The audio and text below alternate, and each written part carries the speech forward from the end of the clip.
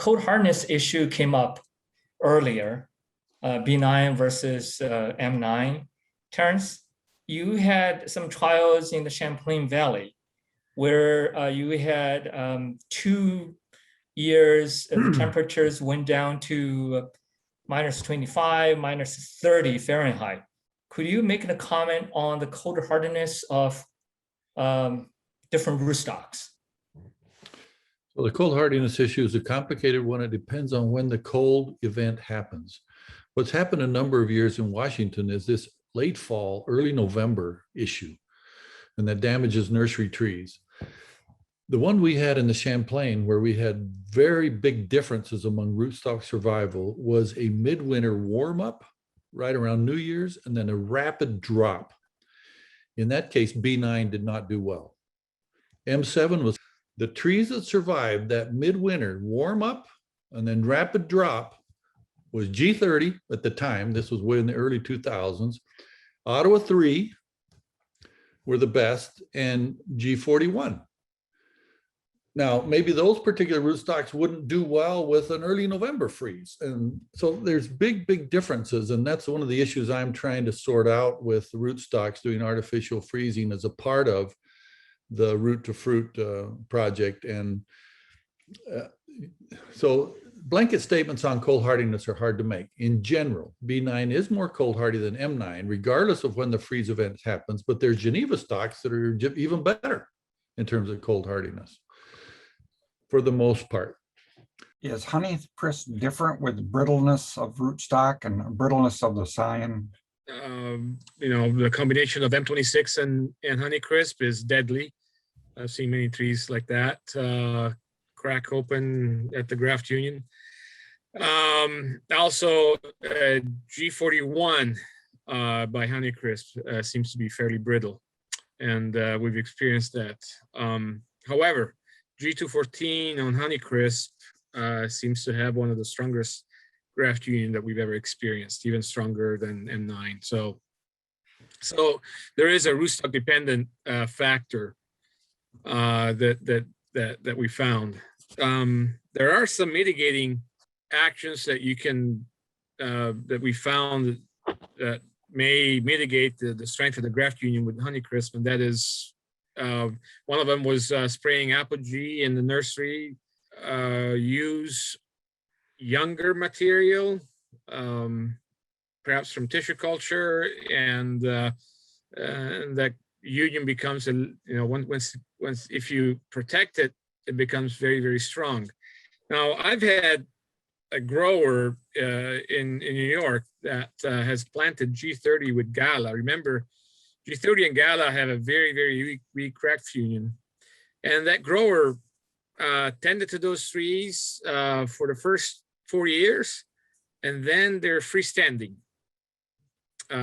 So essentially, the graft union issue is can be somewhat temporary and alleviated, or it goes away with time. May I ask, Tom, I'm sure you also have some experience with the brittleness that we've seen here in Washington. Can you comment on that and hardiness, to the tolerance to hardiness?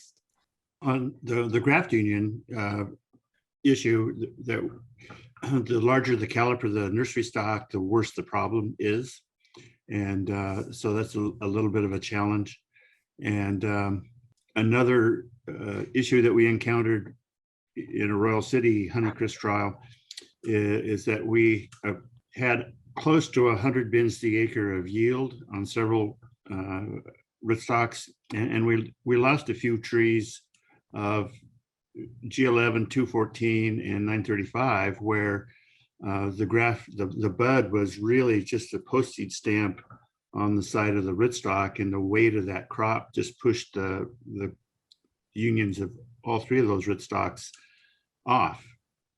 And so when the sign grows over the top of the rootstock and you really don't see the top of the rootstock, you have a much stronger union, which highlights another issue that Stefano provided several of the nurseries, is how good that cut is in the nursery when the buds are growing. we looked at several trees where the stub was an inch and a half long, and the rootstock had actually died, and we had a big dead spot behind the bud shield, and those are horribly sensitive to breaking, especially if it's Pink Lady or Jonagold, or there's a number of these combinations that are particularly sensitive with G41. Highly. And I think that another issue that we've encountered is this learning experience of how to manage some of these products, is that a number of these Geneva rootstocks grow extremely vigorously when they're not bearing. And I think that this vigor in the nursery just creates these big cells that are more sensitive to breaking. And G41 puts on so many branches and can grow so vigorously that it can be prone to giving us the impression that it's a weaker union. When we look at container grown trees, the bud process is done on 3 to 5 millimeter rootstock, not 10 to 12 millimeter rootstock. And so that knitting process is much faster and much more complete using smaller plant materials. So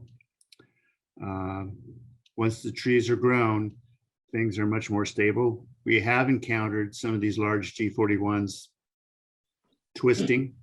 And so as with G41 in particular, I would be fastening a couple of branches to a horizontal wire with 5 wraps of electrical tape just as soon as you can select one to do, and keep that tree from twisting, because we get a storm with a good crop load and you get a wind on it and it'll twist right off of that union. I would like to just make one quick comment that, we've had some issues with brittleness and trees snapping off at the bud union. But where we have well-constructed trellises and trees very quickly secured to the trellis, and that securing is maintained, breakage at the bud union has been like a pretty small problem for us. What's the latest story on 935 and compatibility with Honeycrisp and other varieties? 935 is very compatible with Honeycrisp and other varieties. The problem that was encountered 5 years ago, and we continue to study it, was that there were unknown virus combinations and viroid type things in some of the wood that was used on 935. And those issues were unknown to us because we don't know all the viruses that are out there. If you remember, Tom, we had 935 in that field trial with grannies and other things, and at Fuji's. It was Fuji's down at the Oval Fruit Farm, and those were full of viruses, but it wasn't the right one that was in the in certain clones of Honeycrisp.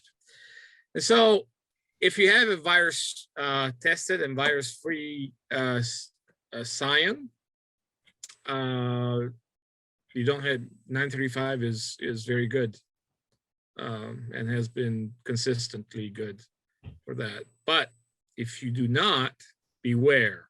Terrence, could you comment on the, I remember you presented some data on the relationship between trunk cross-sectional area and planting density. Yeah, it's pretty clear from a number of studies that we've done and others also that if you plant the same rootstock at low density, it becomes a bigger tree after 10, 15, 20 years. If you plant it higher and higher density, it stays a smaller tree in terms of trunk. The more vigorous the rootstock, that plasticity is more difficult to manage, but what happens with all rootstock. So when you plant at 18 inches, you end up with smaller trees than if you plant it at 3 feet or if you plant it at 5 feet. So there is a lot of management of plasticity to rootstocks, especially the dwarfing rootstocks. When I do these economic calculations, is that net or gross value? And so I want to just go back to this one slide that I showed of crop values. This is the 20 rootstock experiment that's 14 years old. This is gross crop value. So if I took B9, which I've calculated to be 2 by 11, and times it by the retail or tree price, since it's got a really high tree density, its crop value would be much lower net value. Whereas other rootstocks, say for example, G214 at a lower density, when I took out the tree cost, it would only reduce it a little bit. So the difference between 214 and B9 would be dramatically greater than what I'm showing here. Now, second question was related to G935 and viruses. Now, this all happened when I was on leave, and it was shocking to me to see this problem, particularly royal red had these virus complexes, and Gennaro is more politically correct and won't mention the strains, but we don't really fully understand which viroids. But since 2018 and 19 and 20 and 21, the trees that we've planted in New York from royal red on 935 have grown beautifully. I have some of the most fabulous looking G935s with royal red on them that came after we had virus-free wood. So 935 kind of got a bad name during that period of time when you put virus-infected royal red on it. But once it was cleaned up, it is a fabulous rootstock for Honeycrisp, with the exception, as Tom pointed out, it's not woolly aphid resistant, but it's very cold hardy. And on the economic data that I'm showing, it's one of the top performers along with Geneva 214. The same we've seen with Firestorm. Now, well, the third strain with Premier, the virus-free wood that Adams County is distributing throughout the country gives fabulous results with Geneva 935. So that's the second question. The third question is somebody asked me or the group to comment on B10. Now, I should have commented more on B10, but most of my B10 trials are slightly younger. So I'm going to show one slide here from a younger trial. It's only 7 years old, but it has B10 in it.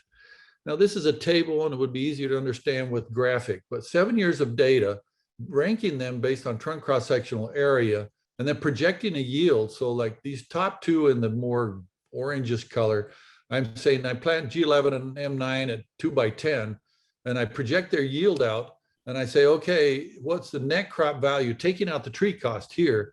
And I put, it would be 125,000 over 7 years, and I put that M9 as the standard. So the last column really shows whether rootstock would have done better than M9 at its projected spacing or worse. You see, G11 would have exceeded M9 by 55,000. G890, for Tom's sake, would have exceeded at the bottom. It's the most vigorous stock in this trial.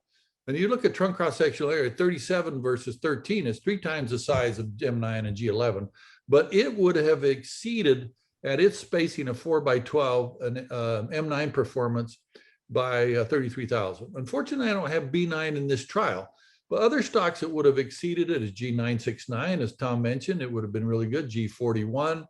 But B10 here in the blue box, planted at 2.5 by 11, because it's in the same size as 935, 202, and 41 in this trial, it would have exceeded M9 by 28,000. And so it has been a very good rootstock in the 2 trials that I have, this one and a slightly earlier one that is now 10 years old.